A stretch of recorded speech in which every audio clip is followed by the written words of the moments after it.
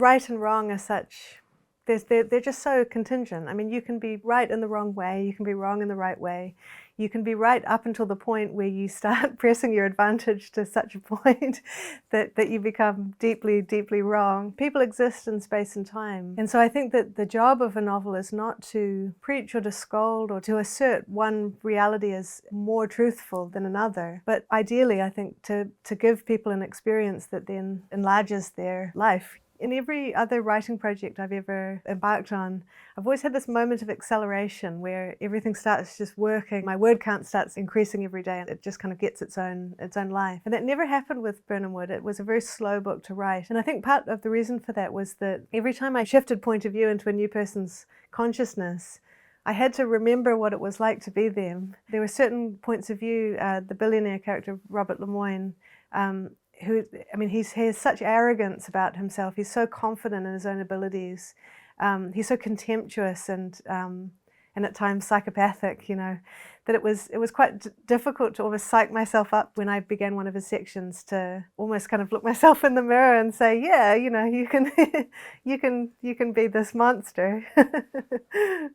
He was one of the most fun characters in the book to write in a way because I mean, I really like him. I think that he's quite a lot of fun. He toys with people and he has a lot of contempt for people and he's got an outsized sense of his own powers in a way. And of course he's morally degenerate, but he's also good in a conversation. I think that he recognizes in Mira a kindred spirit, that they're both people who lie and who flout the rules and who, you know, have a big vision of what they want to do and who delight in the powers of deception, you know. And I think that there's also a manipulative quality to his character. I think that he likes the idea of doing the unexpected. Alfred Hitchcock said, the better the villain, the better the picture. So that was sort of a principle that I brought to the writing of the book, that Lemoyne had to be a fascinating character. He had to be somebody who you were kind of rooting for, even as you were rooting for his demise.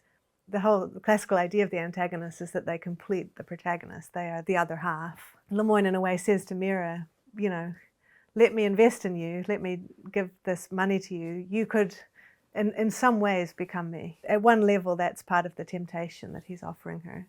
Wealth and influence and the ability to do whatever the hell he wants. A kind of archetypal holy grail or kind of godlike figures was Hans Gruber in Die Hard. He's a character he's just brilliant. He deserves to walk away with that money. He's got a great plan.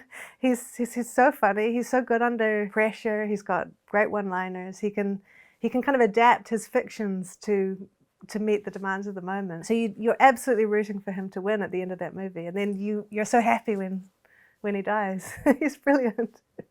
For me, one of the pleasures in fiction is feeling your allegiances shift, feeling that you misjudged a person, you were too hasty about a character or about a course of action, and then when the chickens come home to roost, you think, oh no, actually that mistake was partly mine.